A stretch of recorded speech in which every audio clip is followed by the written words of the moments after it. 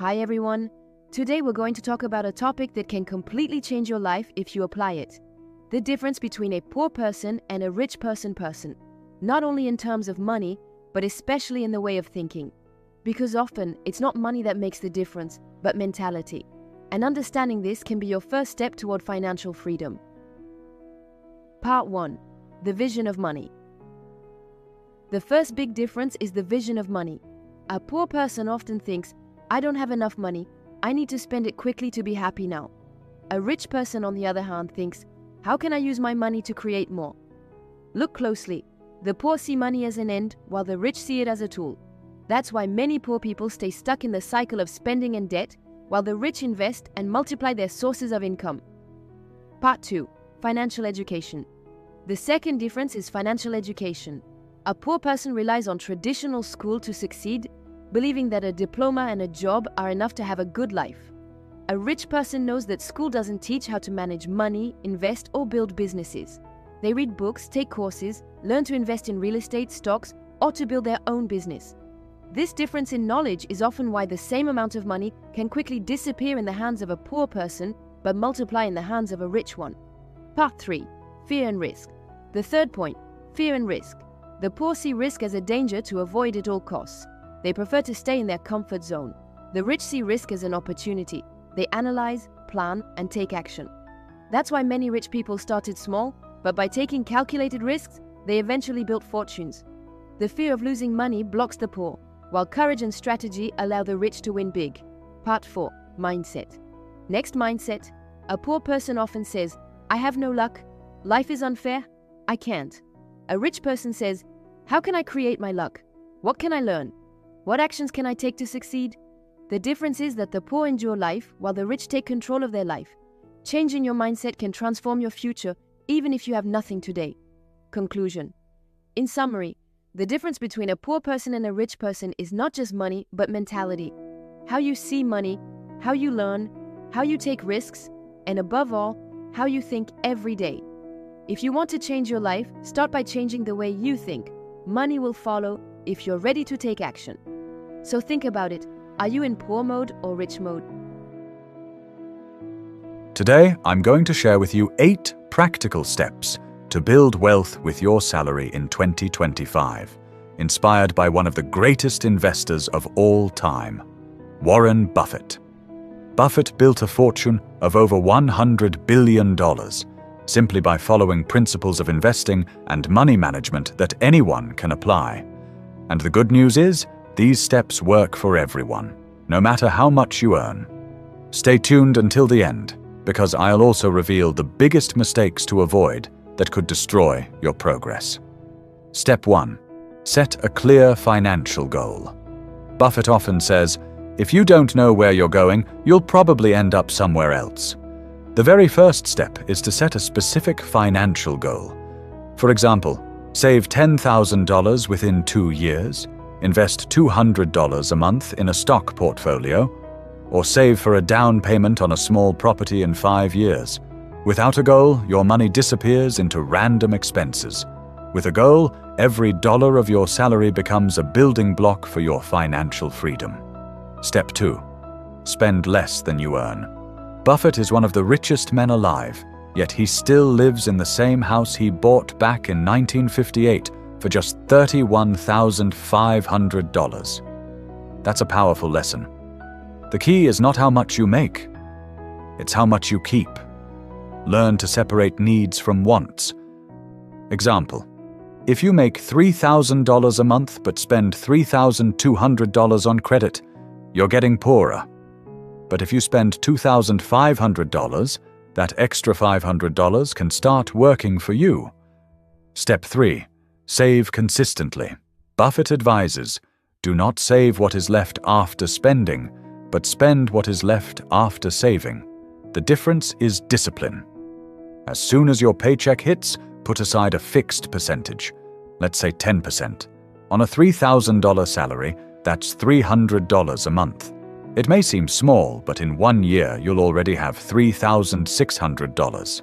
In 5 years, that's over $18,000, without even counting interest if you invest it. Step 4. Invest smartly. Buffett always says, never invest in a business you don't understand. That means you don't have to chase hype stocks or crypto trends. He strongly recommends index funds, like the S&P 500, because even someone with no expertise can benefit from long-term market growth. Example, if you invested $1,000 in an index fund 20 years ago, today you'd have more than $6,000. Step 5. Reinvest your profits. The magic of money happens when your profits generate more profits.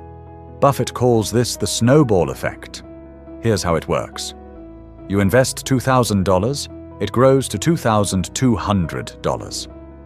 Instead of spending the $200 profit, you reinvest it. 10 years later, that money could double or even triple just by letting time do its work. Step 6. Harness compound interest. Buffett started investing at age 11, and today he jokes, "I wasted 10 years." Why? Because the earlier you start, the more compound interest works in your favor. If you invest $100 a month starting at age 20, by age 40 you could have over $60,000. But if you wait until 30, you'll end up with less than half of that. Time is your best ally. Buffett reads over 500 pages a day. He says, "The more you learn, the more you earn." That doesn't mean you need to become a Wall Street expert, but you should keep learning how money works. For example, read classic books like Rich Dad, Poor Dad or The Intelligent Investor to understand the basics of investing. Watch financial YouTubers who break. Step 8. Be disciplined and patient. Buffett became a billionaire because he mastered patience. He often says, "The stock market is a device for transferring money from the impatient to the patient." If you want to build wealth with your salary, accept that it will take years. Discipline beats luck. Saving every month, investing regularly, reinvesting profits, and most importantly, staying consistent. Here are 3 common mistakes Buffett warns against. 1. Living on credit with high-interest debt. For example, imagine you buy a $1,000 TV on a credit card with 20% interest.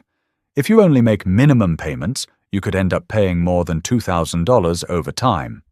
Instead of making you richer, credit debt makes you poorer. 2. Following the crowd and chasing what's trendy. In 2021, millions of people bought into hype stocks and meme coins just because everyone else was doing it. Many lost big when the bubble popped. Buffett always says, "Be fearful when others are greedy, and greedy when others are fearful." 3. Trying to get rich too quickly. Scams that promise to double your money in a week are everywhere. But Buffett built his wealth over decades, not conclusion. So there you have it, the 8 steps Warren Buffett recommends to build wealth with your salary in 2025. Remember, it's not the size of your paycheck that matters, but how you use it. If you found this video helpful, give it a thumbs up, subscribe for more financial tips, and let me know in the comments. Which step are you going to apply starting today? Thanks for watching, and I'll see you in the next video. Napoleon Hill once said, "Riches begin with a state of mind, with a definite purpose and little to no excuses." Today we're going to break that down together. Have you ever felt like, no matter how hard you work, you just can't seem to get ahead? You see people around you living better, traveling, investing, while you feel stuck in the same place. And maybe you tell yourself things like, "It's the system's fault," or "I just wasn't lucky," or "I wasn't born into the right family." But here's the harsh truth. It's not your situation that's holding you back. It's your mindset. And if you stick around until the end, you'll understand exactly why the rich keep getting richer, and why the poor stay trapped in the same cycle. One morning, you wake up. Your phone buzzes. Bank notification. Your paycheck just came in. Without even realizing it, you open your apps. A little online shopping, a dinner this weekend, a new subscription, those sneakers you saw on TikTok. 3 days later, your account is almost empty.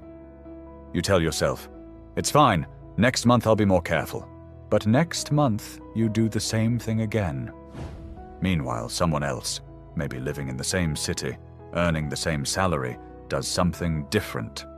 They take a portion of that same money and set it aside. They don't spend it, they invest it. Not necessarily in stocks or real estate, sometimes just in a book, a course, or an idea.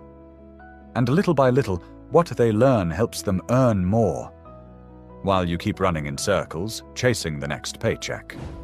That's where we see the first big difference between the poor and the rich: their vision of money. A poor person sees money as an end, something to spend, to get pleasure, to fill a void. They receive $100 and think, what can I buy with this? A rich person receives the same $100 and asks, how can I turn this into $200? Look around. How many people spend their entire paycheck on clothes, phones, parties, and complain about being broke halfway through the month? And how many actually put aside even 10% to invest or learn a skill? That difference creates two parallel worlds, one that chases instant pleasure, and another that builds long-term freedom. Warren Buffett said it best: if you don't find a way to make money while you sleep, you'll work until you die. And that's exactly it. The rich see money as a tool, not a toy. It's a weapon to create freedom, not something to waste. The difference isn't visible right away. But in 5, 10, or 20 years, it becomes clear between the one who endures life and the one who controls it. Imagine two childhood friends. They grew up in the same neighborhood, played on the same streets, shared the same dreams. One of them, let's call him Amadou, was always great in school. He followed the classic path: good grades, good diplomas, a stable job at a respectable company. The other one, Karim, never really liked school. He dropped out early, struggled for a while, and then one day, he started selling products online. He began learning on YouTube, reading books about business and investing. 10 years later, Amadou still has his fixed salary. He's got debts, loans, and the constant stress of making it to the end of the month. Karim, on the other hand, might not have a single degree, but he's learned how money works, how to make it move smartly. And today he's financially free. So, why? How does the one who studied the most end up broke, while the one who dropped out early becomes independent? The answer is simple. The system doesn't teach you how to be free. It teaches you how to be an employee. In school, they teach you how to work for money, but never how to make money work for you. They teach you how to seek security, not freedom. They'll explain equations and grammar rules, but never how to manage your budget, invest, or build a source of income. The result? Millions of people graduate with diplomas, but without financial education. They know how to solve complex math problems, but not how to avoid being broke by the end of the month. A poor person says, I have a degree, so I'm safe. A rich person says, I have a skill, so I'm free. And that's where everything changes, because what you learn in school helps you earn money. But what you learn outside of school helps you keep it and multiply it. Robert Kiyosaki explained it perfectly in Rich Dad, Poor Dad. The poor dad said, go to school, get a good job. The rich dad said, learn how money works and make it work for you. That simple difference in education creates two completely opposite lives. One works to pay the bills, the other learns to make his investments pay the bills. So ask yourself this: are you spending your time learning how to work? Or are you learning how to become free? Imagine someone who has an idea, a simple yet powerful idea, a product to launch, a small store to open, a course to sell, a project they feel deep inside. They tell their friends, their family, and the first thing they hear is, be careful. What if it doesn't work? You're going to lose your money. So they start to doubt. They hesitate. And eventually, they do nothing. A few years later, they see someone else launch that exact same idea, succeed with it, and make a living from it. And they think, that could have been me. But it wasn't because of fear. Fear is what paralyzes most people. The fear of losing, the fear of failing, the fear of what others might think. And that fear is what separates those who stay stuck from those who move forward anyway. A poor person sees risk as something to avoid. A rich person sees risk as something to understand. Look at the stories of successful entrepreneurs. Most of them started small. They failed, started over, learned, lost, then won. But they dared, because they knew one thing. The real risk isn't trying and losing. It's never trying at all. Warren Buffett says it often. Risk comes from not knowing what you're doing. In other words, fear isn't the real problem. Ignorance is. A poor person says, I don't want to risk losing everything. A rich person says, how can I learn to master risk? The poor stop at the danger. The rich stop at the strategy. Think of Steve Jobs, Elon Musk, or even your neighbor who started a small business. They all felt fear, but the difference is they acted despite the fear. And if you feel that fear right now, that's actually a good sign. It means you're stepping out of your comfort zone, and that's exactly where growth begins. Jeff Bezos once said, I knew that if I failed, I wouldn't regret it. But I knew the one thing I would regret was not trying. So ask yourself, would you rather live with the fear of losing, or with the regret of never having tried? We often underestimate how much our mindset can either trap us or set us free. Imagine two people living the exact same situation, same salary, same environment, same struggles. One says, it's impossible, I'll never make it. The other says, I don't know how yet, but I'll find a way. And right there, in that very moment, their lives take two completely different paths, because everything starts in your mind. A poor person says, I can't. A rich person says, how can I? That one simple question changes everything. When you say I can't, your brain shuts down, it turns off the light. But when you say, how can I? Your brain lights up. It switches into solution mode. Let's take a simple example. A poor person says, I can't buy a house. A rich person says, how can I create the income to buy one? Same problem, two completely different realities. And you know what's crazy? Most rich people aren't smarter or luckier. They just think differently. They focus on possibilities, not limitations. They see obstacles as lessons, not walls. Look around you. How many people give up at the first difficulty, while others, with fewer resources, keep pushing until they make it? That's not luck, that's mindset. Tony Robbins once said, the only limit to your impact is your imagination and commitment. And that's exactly it. The difference between the one who succeeds and the one who gives up isn't strength or intelligence, it's perseverance and the belief that change is possible. Henry Ford said it best, whether you think you can or you think you can't, you're right. So if you want your life to change, start by changing your inner dialogue. Replace I can't with how can I? And little by little your thoughts will turn into actions, and your actions will create your new reality. Take a close look at your day. Not yesterday, not the day you dream about, the one you're actually living. Because your life today is simply the result of what you do every single day. Let's take two people again.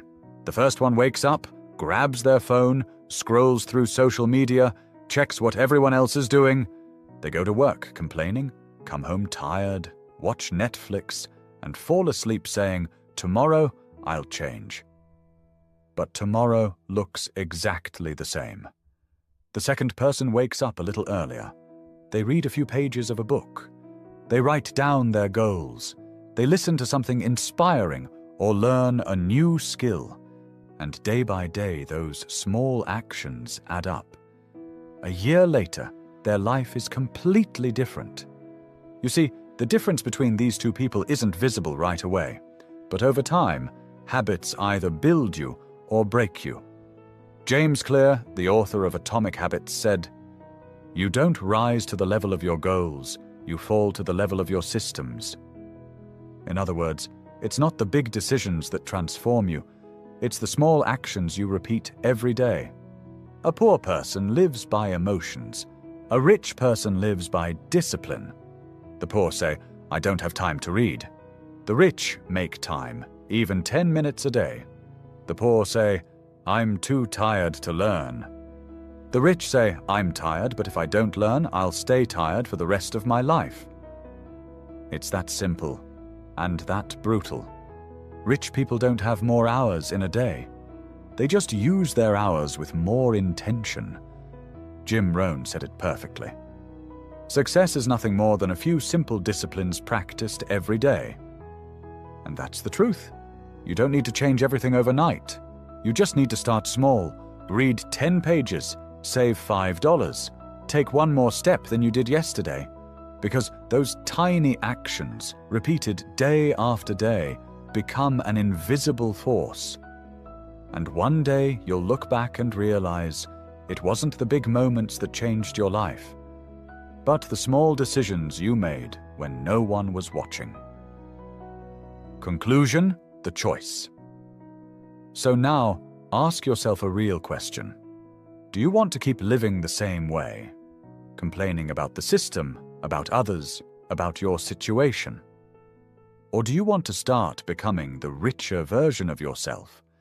Remember this: it's not money that makes you rich. It's your vision, your knowledge, your courage, and your mindset. If you change the way you think, your bank account will eventually follow. Because wealth doesn't start in your pockets. It starts in your mind.